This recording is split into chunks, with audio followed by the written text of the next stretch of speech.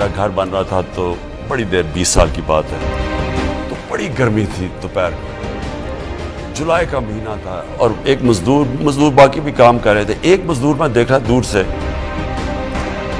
تو وہ اس کی قمیض پسینہ پسینہ ہوئی تھی، باقی ریسٹ کرتے تھے، پانی پیتے تھے، وہ مسلسل کام کرتا گیا. میں نے جب کام ختم ہوا اس کے بعد میں نے اس کے پاس آیا، میں نے کہا دیکھو، اس کو میں نے کوئی پیسے دیے، میں نے کہا میں بڑا آج متاثر ہوا ہوں کہ تمہاری جس طرح تم نے کام کیا.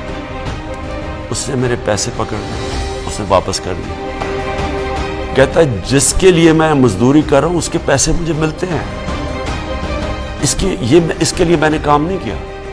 اب ہوا کیا، اس آدمی تھا مزدور، میرے دل میں اس کی عزت کدھر سے کدھر چلی گئی.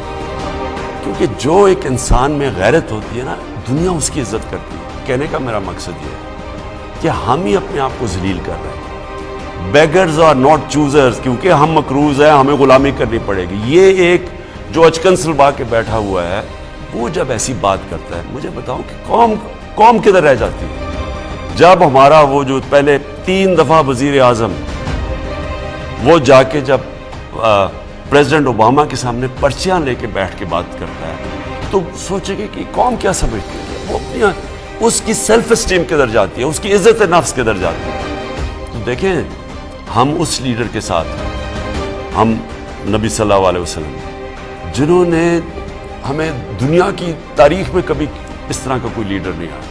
اور میں اس لیے اپنی قوم کو، نوجوانوں کو سیرت نبی پر پڑھانا چاہتا ہوں.